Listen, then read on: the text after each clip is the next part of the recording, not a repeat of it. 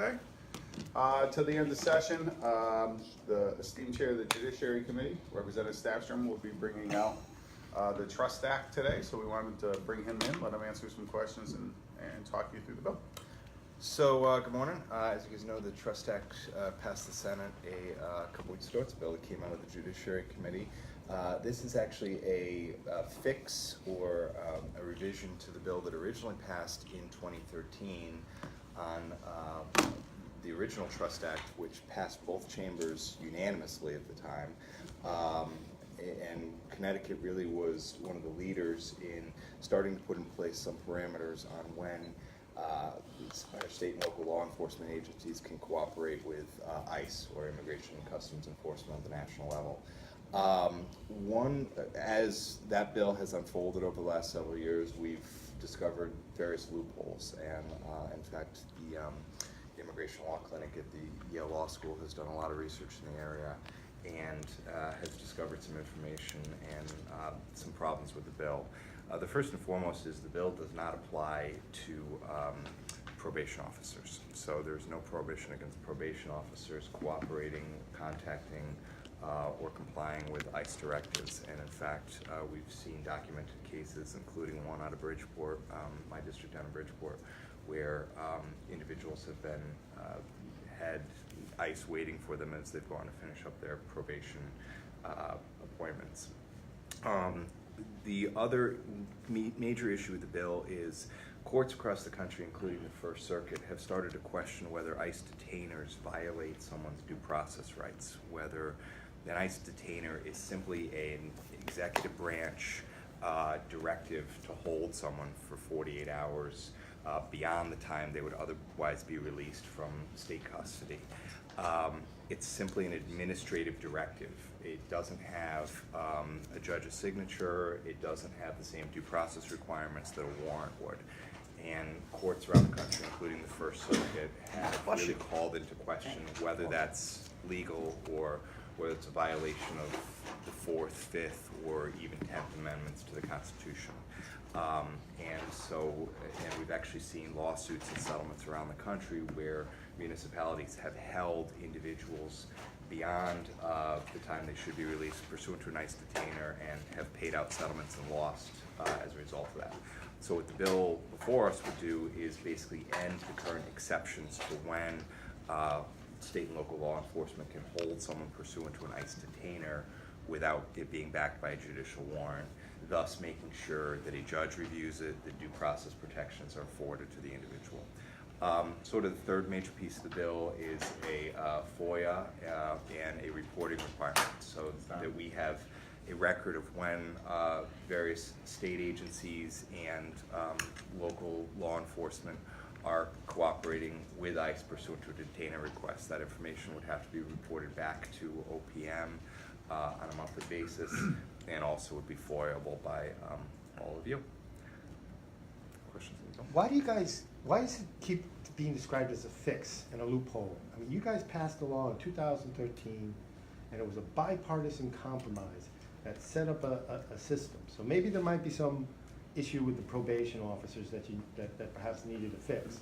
But some of this other stuff is putting you guys on a collision course with the Trump administration over immigration enforcement. Maybe that's what some people want, but why does it go from being a bipartisan compromise that included provisions that were acceptable to all, now all of a sudden those are loopholes? Well, I don't see it. Look, I wasn't here in 2013, obviously, but I don't see it as putting us on a collision course with the Trump administration at all. Like I said, as I look at it from a purely legal perspective and look at it in terms of the testimony we've received on the bill from the Attorney General's office, from the Public Defender's office, from the Yale University Law Clinic, and others, the ACLU, who have pointed out that the current law subjects the state and municipalities to potential legal liability for deprivation of somebody's due process rights. And I think that's something that this legislature has an obligation to take action on and correct, number one.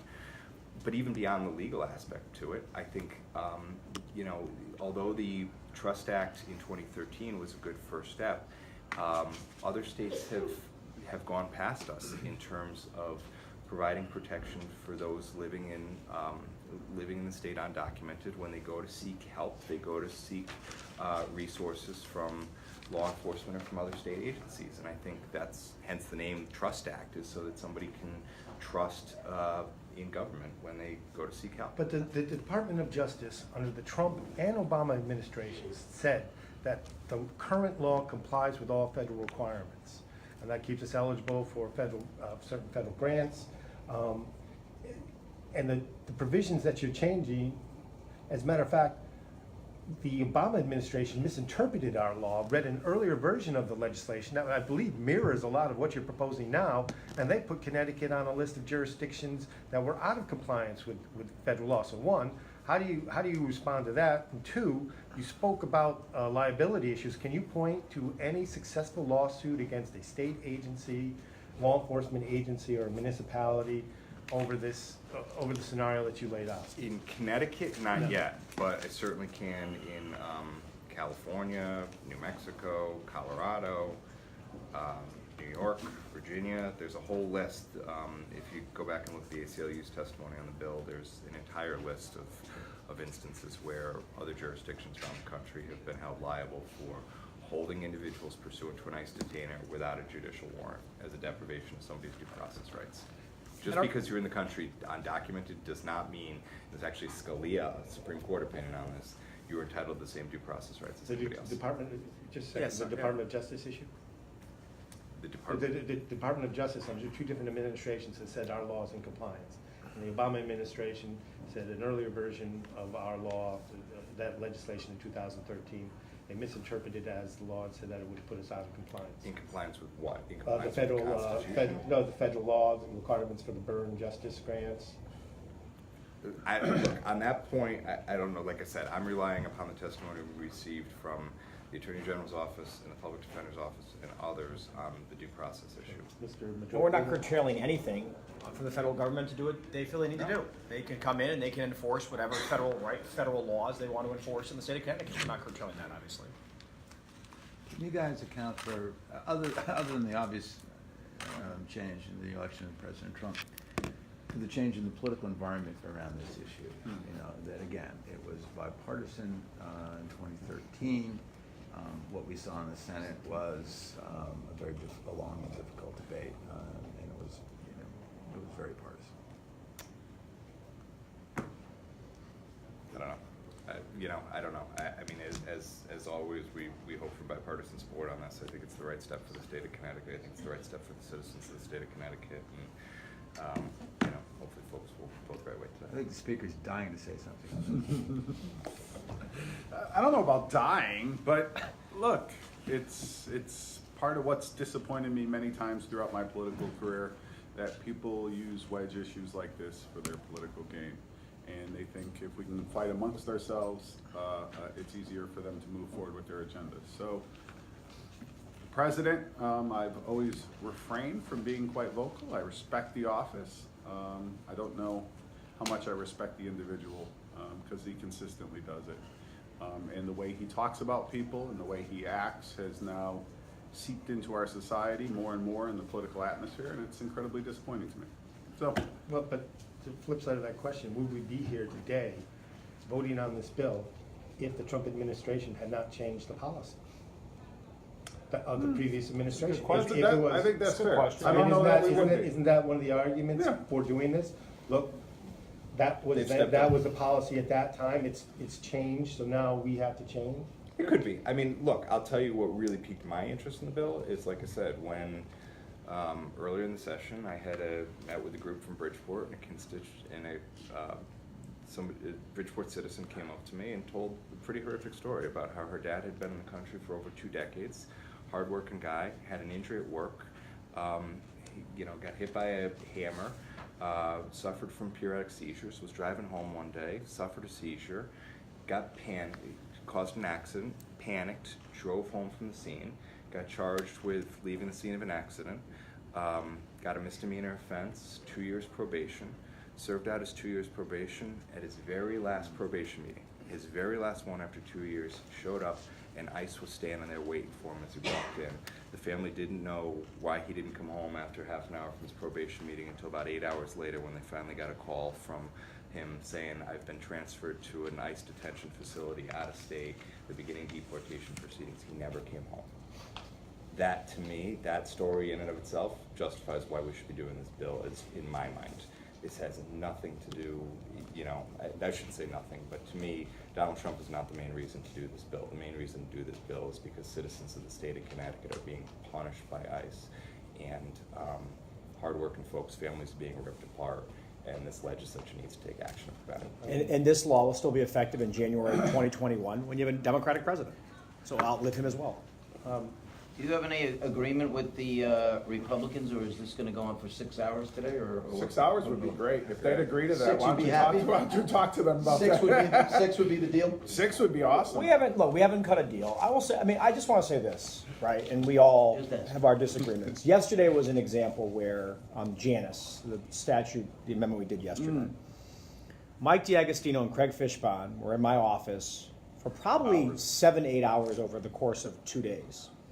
Mike DiAgostino went home and sent a revised draft at 1 o'clock in the morning to all the parties involved, and then worked it really hard to get there. So there is a lot, and that bill went pretty quickly. So there's always cooperation, and people are working together. This one, Steve was just meeting with Republican lawyers in my office. So I think the door is always open for compromise. On this one, I don't know that you'll get there. It's also harder when we get Senate bills down, right? That from a timing perspective, but I don't see why today is a 19-hour debate. I think there's going to be respect. Steve will do a great job bringing the bill out, and I think we'll be able to move other bills after that tonight. I really do. But yesterday was a great example. The JE bill with Dan Fox and Mike France, when we hear each other and we listen, and when we disagree, we can move stuff pretty quickly. We were joking about it before the meeting started on the gun bills even. I mean, we negotiated those thoroughly, and you know, I certainly have immense respect for my ranking member and the Republican members of the Judiciary Committee, and we've worked through a lot of these thorny issues together this session. What's the bill number? 992. 992, so say 82. You good? Good. Thanks, Mr. pal. Chairman. All right. Go to the bathroom. Good luck. Fun. See ya. Yep. Yeah. Get a snack. Sandwich. It could be a while. Yeah. I'd bring you some lunch, but Curry's probably going to eat all the mows. No, So it's I won't fine. get much of it left anyway. Mose is really good. Okay, Okay. tolls. I mean, this Where did governor- that come from? This governor appears to be all over the road on tolls. You know? First Wow, he was for that's- all tolls, then he was for truck-only tolls. Then he was gonna present 2 options for tolls, and then he presented 1 option for tolls. Then we're gonna do tolls in a special session, and now we've made enough progress so that maybe we could do tolls in a regular session. You guys are the one in charge of the legislature, or at least one chamber of it. Tell us, what is happening with tolls? Will there be a vote on tolls before June 5th at midnight? I would say it will be very difficult to pull off a vote on tolls before we adjourn.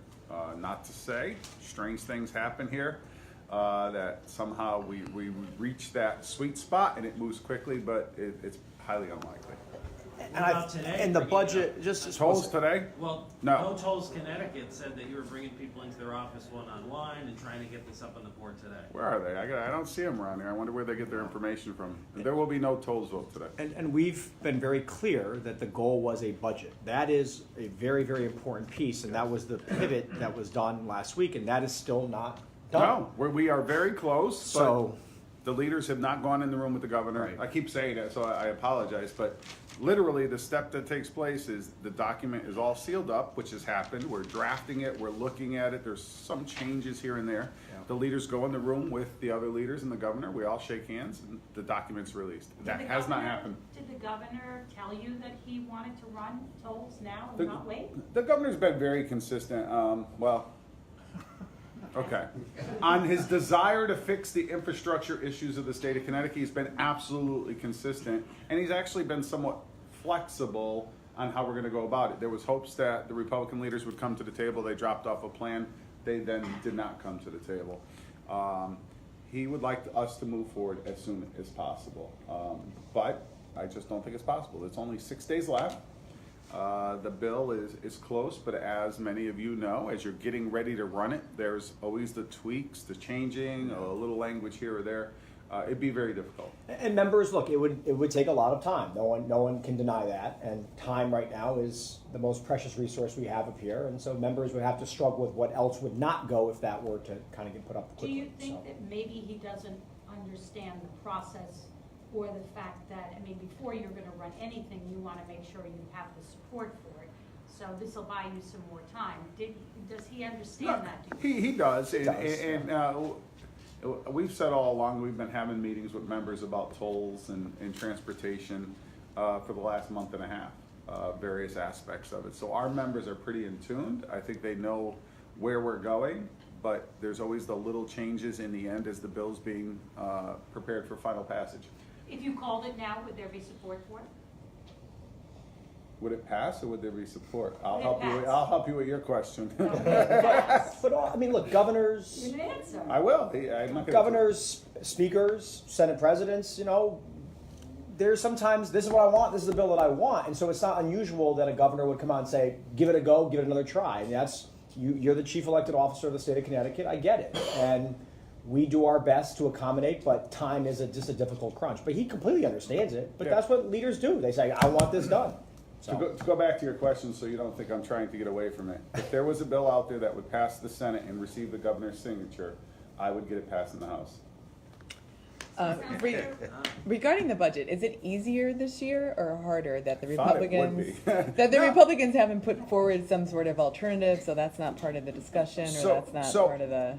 We haven't even talked about this together, so I'm not sure what the majority leader will say on this, but I was thinking about that very thing this morning. I am hopeful and confident that we will have a budget that will pass in a few days. We will. But I have to say, I wish they were at the table with us.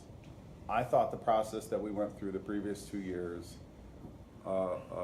while frustrating with aspects of it, was incredibly rewarding. And we were all governing and we were compromising and it was with the ultimate goal of moving the state forward. We all had different ideas how to get there.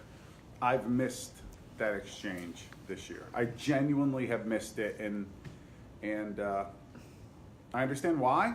I get it, but I thought it was really cool for the previous two times. And I was talking to Vinnie Candelo about this the other day. We did a budget under the worst of circumstances in so many ways, both the deficit, where we were, the amount of control the executive branch had at that time, the headlines about schools closing. It was a very Nonprofits. it was intense. This budget, because of growth, really is probably so much easier. It's a relative term than what we did 2 years ago. So if we had tried to do it in a bipartisan way, my guess we could have done it in a much quicker fashion and a much easier fashion.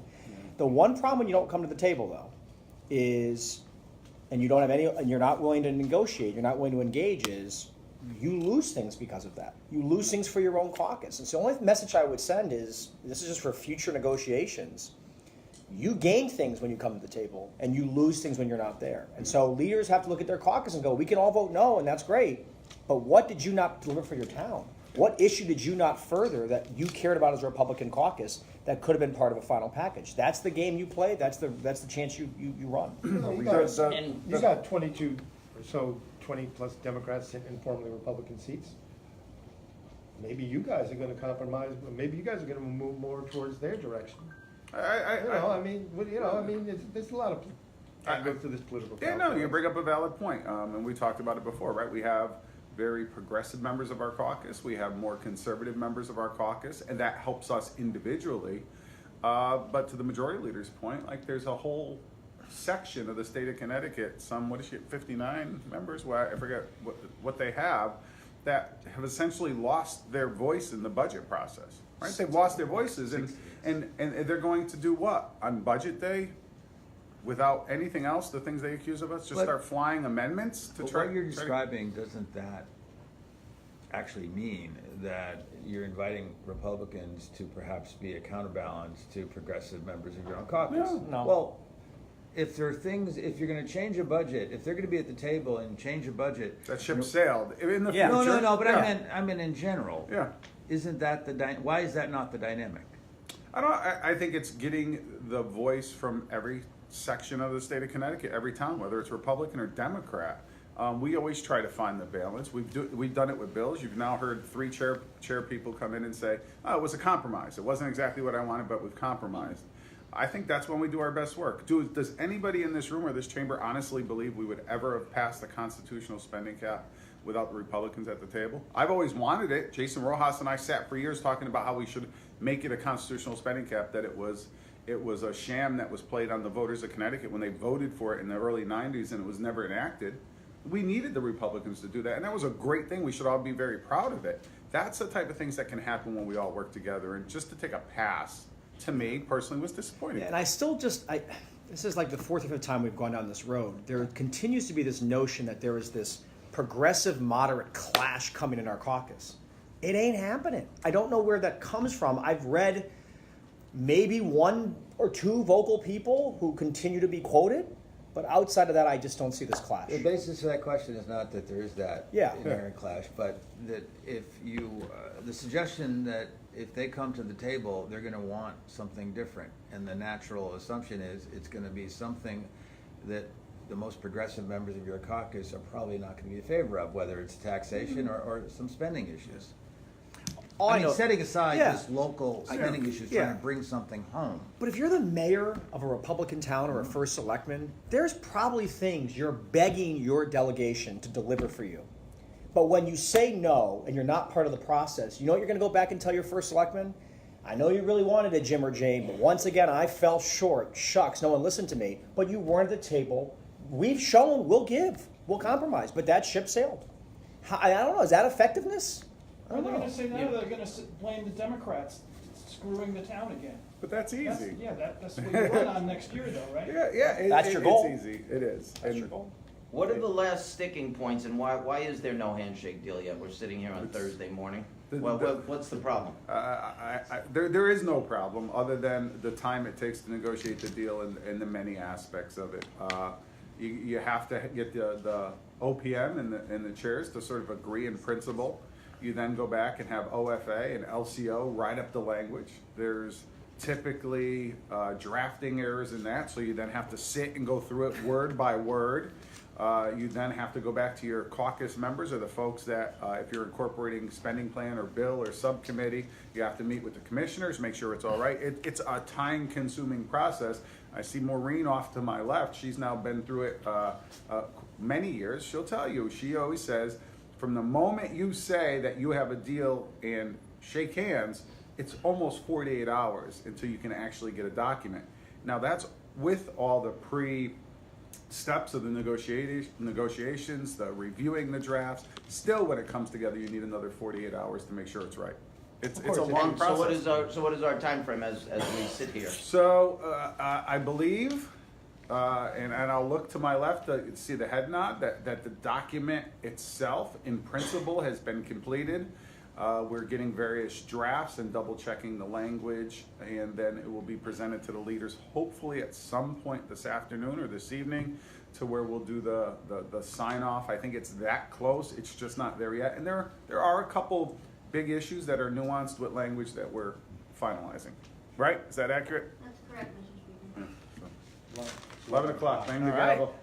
What All are right. your other priorities between now and Thursday, and what's going to move to the special session, as told? I don't think we're going to have a big special session. There is some economic development ideas that we have that we've been talking about in both chambers, so that may be included in special session.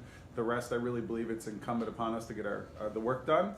We are drafting a resolution to call ourselves in right at midnight, just in case there's some attempt to filibuster or anything else, to where we'll immediately just gavel out of the regular session, gavel in as a continuation of the special session to finish the work that was on the table, that we had all intentions of doing it, but just not to allow a filibuster. So will marijuana? No. Is that something you'll, No. that's good. Yeah. All right. So you're gonna call yourself, whoa, you're gonna call yourself in special session so you can finish up? If we always have the resolution prepared. That well, It literally Okay, sits yeah, on the yeah, speaker's yeah, desk. Yeah, I